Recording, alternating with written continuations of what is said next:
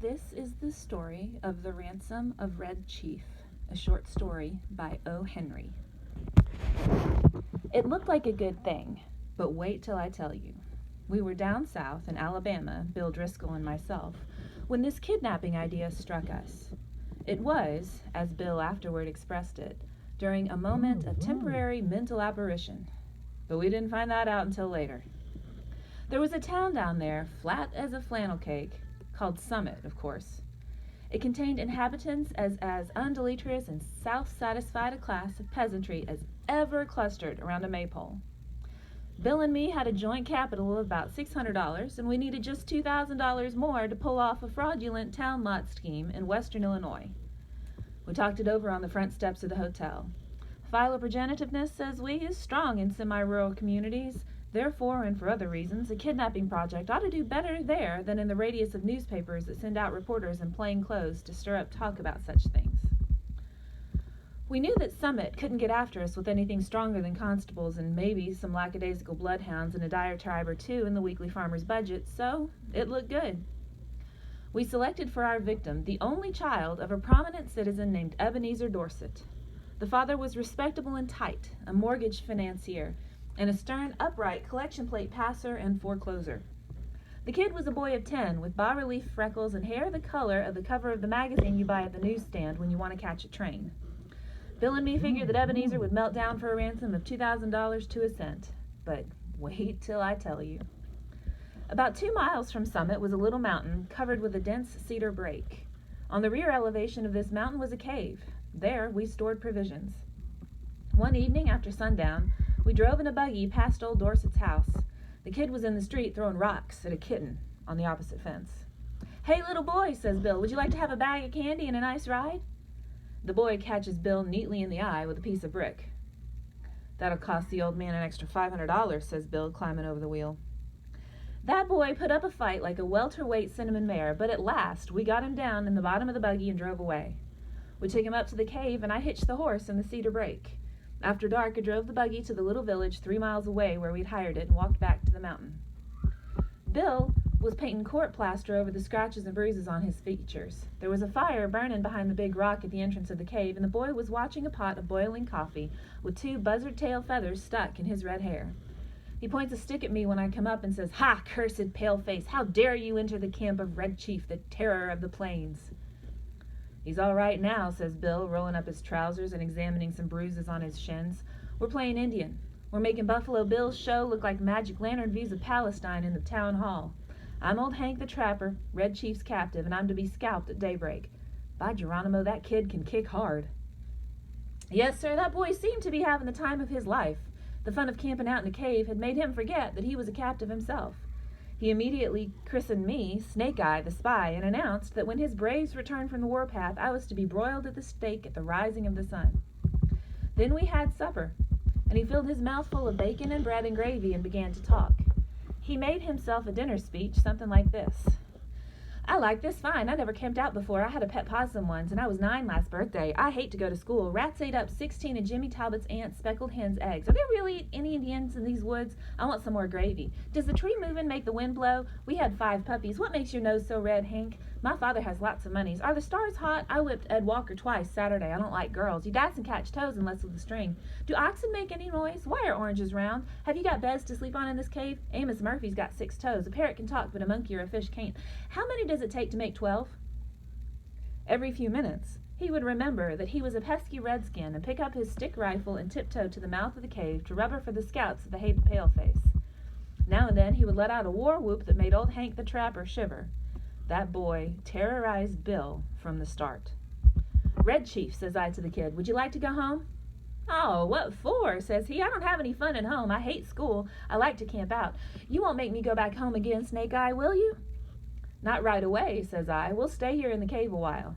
"All right," says he. "That'll be fine. I never had such fun in all my life." We went to bed about 11 o'clock. We spread down some wide blankets and quilts and put Red Chief between us. We weren't afraid he'd run away. He kept us awake for 3 hours, jumping up and reaching for his rifle and screeching, "Sst, pard!" in mine and Bill's ears, as the fancied crackle of a twig or the ruffle of a leaf revealed to his young imagination the stealthy approach of an outlaw band. At last I fell into a troubled sleep and dreamed that I had been kidnapped and chained to a tree by a ferocious pirate with red hair. Just at daybreak, I was awakened by a series of what awful screams from Bill. They weren't yells or howls or shouts or whoops or yawps or any as you'd expect from a manly set of vocal organs. They were simply indecent, terrifying, humiliating screams, such as women emit when they see ghosts or caterpillars. It's an awful thing to hear a strong, desperate, fat man scream incontinently in a cave at daybreak. I jumped up to see what the matter was. Red Chief was sitting on Bill's chest with one hand twined in Bill's hair, and the other he had the sharp case knife we used for slicing bacon, and he was industriously and realistically trying to take Bill's scalp according to the sentence that had been pronounced upon him the evening before. I got the knife away from the kid and made him lie down again. But from that moment, Bill's spirit was broken. He laid down on his side of the bed, but he never closed an eye again in sleep as long as that boy was with us. I dozed off for a while, but along towards sunup, I remembered that Red Chief had said I was to be burned at the stake at the rising of the sun. I wasn't nervous or afraid, but I sat up and lit my pipe and leaned against a rock. "What are you getting up so soon for, Sam?" asked Bill. "Me?" says I. "Oh, I got a kind of pain in my shoulder. I thought sitting up would rest it." "You're a liar," says Bill. "You're afraid. You was to be burned at sunrise, and you was afraid he'd do it. And he would, too, if he could find a match. Ain't it awful, Sam? Do you think anybody'll pay out money to get a little imp like that back home?" "Sure," says I. "A rowdy little kid like that is just the kind that parents dote on. Now, you and the chief get up and cook breakfast while I go to the top of the mountain and reconnoiter." I went to the top of the little mountain and ran my eye over the contiguous vicinity. Over toward Summit, I expected to see the sturdy yeomanry of the village armed with scythes and pitchforks and beating the countryside for the dastardly kidnappers. But what I saw was a peaceful landscape dotted with one man plowing with a dun mule. Nobody was dragging the creek. No couriers dashed hither and yon, bringing tidings of no news to the distracted parents. There was a sylvan attitude of somnolent sleepiness pervading that section of the outward surface of Alabama that lay exposed to my view. "Perhaps," says I to myself, "it has not yet been discovered that wolves have borne away the tender lambkin from the fold." "Heaven help the wolves," says I, and I went down the mountain for breakfast. When I got to the cave, I found Bill backed up against the side of it, breathing hard, and the boy threatening to smash him with a rock half as big as a coconut. "He put a red boiled potato down my back," explained Bill, "and smashed it with his foot, and I boxed his ears." "Have you got a gun about you, Sam?" I took a rock away from the boy and kind of patched up the argument. "I'll fix you," the kid says to Bill. "No man ever yet struck Red Chief but what he got paid for it. You better beware."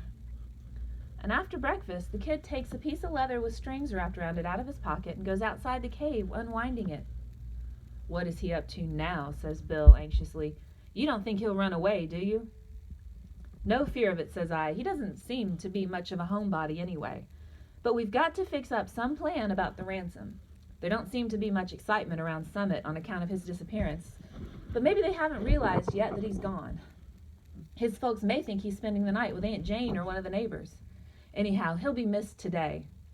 Tonight we must get a message to his father demanding the $2,000 for his return."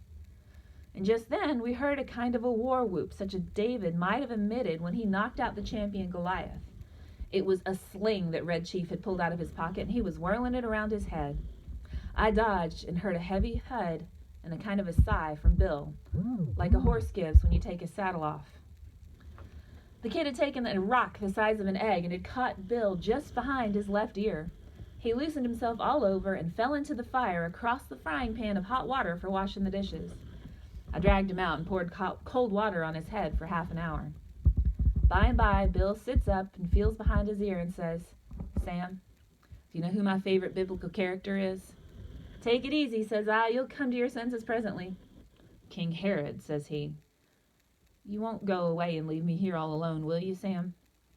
I went out and I caught that boy and shook him until his freckles rattled. "If you don't behave," says I, "I'll take you straight home. Now, are you going to be good or not?"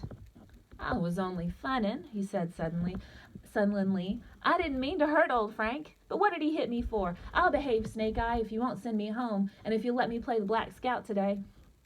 "I don't know the game," says I. "That's for you and Mr. Bill to decide. He's your playmate for the day. I'm going away for a while on business. Now you come in and make friends with him and say you're sorry for hurting him, or home you go at once." I made him and Bill shake hands, and then I took Bill aside and told him I was going to Poplar Cove, a little village 3 miles from the cave, to find out what I could about the kidnapping in Summit.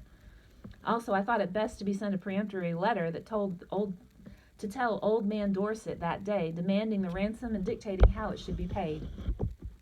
You know, Sam, says Bill, I've stood by you without batting an eye in earthquakes, fire and flood, in poker games, dynamite outrages, police raids, train robberies, and cyclones. I never lost my nerve yet till we kidnapped that two-legged skyrocket of a kid. He's got me going. You won't leave me alone with him, will you, Sam? I'll try to come back some this afternoon, says I. You must keep the boy amused and quiet until I return, and now we'll write the letter to old Dorset. Bill and I got paper and pencil and worked out on the letter while Red Chief, with a blanket wrapped around him, strutted up and down, guarding the mouth of the cave. Bill begged me tearfully to make the ransom $1,500 instead of $2,000. I ain't attempting, says he, to decry the celebrated moral aspect of parental affection, but we're dealing with humans, and it ain't human for anybody to give up $2,000 for that 40-pound chunk of freckled wildcat. I'm willing to take a chance at $1,500, and you can charge the difference to me. And so, to relieve Bill, I acceded, and we collaborated a letter that ran this way. Ebenezer Dorset, Esquire. We have your boy concealed in a place far from Summit. It is useless for you or the most skillful detectives to attempt to find him. Absolutely the only terms on which you can have him restored to you are these. We demand $1,500 in large bills for his return. The money to be left at midnight tonight in the same spot and in the same box as your reply, as hereinafter described. If you agree to these terms, send your answer in writing by solitary messenger tonight at 8:30. After crossing Owl Creek, head to Poplar Cove, and there are 3 large trees about 100 yards apart, close to the fence of the wheat field on the right-hand side.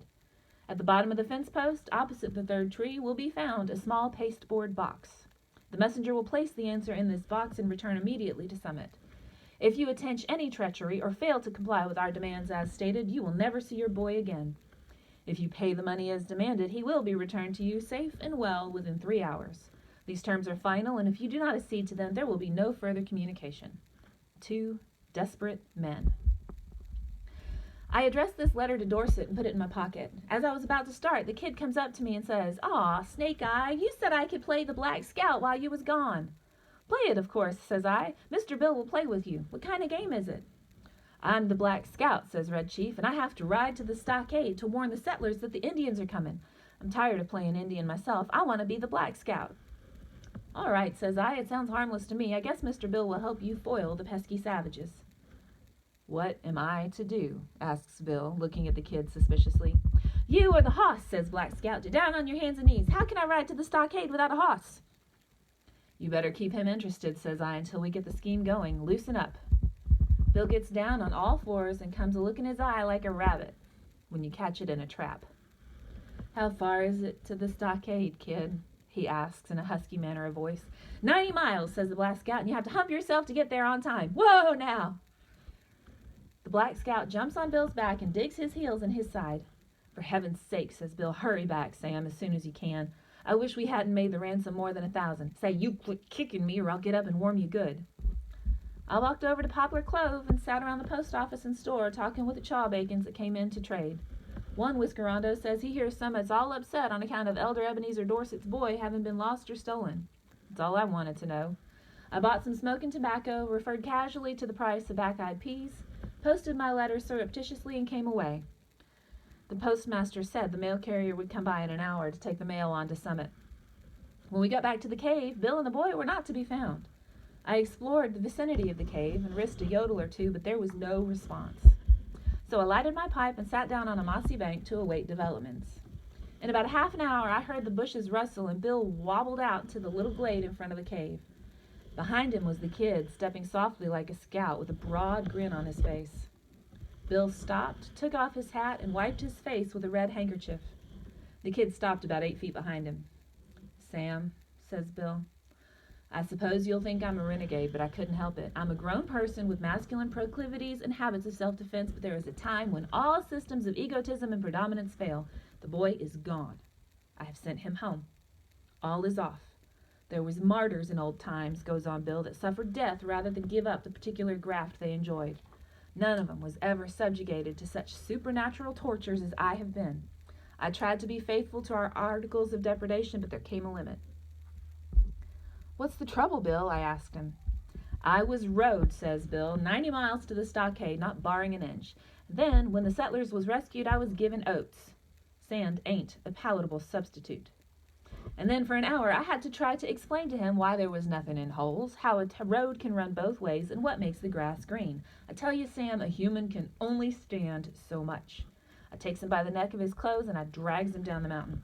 On the way he kicks my legs black and blue from the knees down, and I'm going to have 2 or 3 bites on my thumb cauterized. But he's gone," continues Bill, "gone home. And I showed him the road to Summit, and I kicked him about 8 feet nearer there at one kick.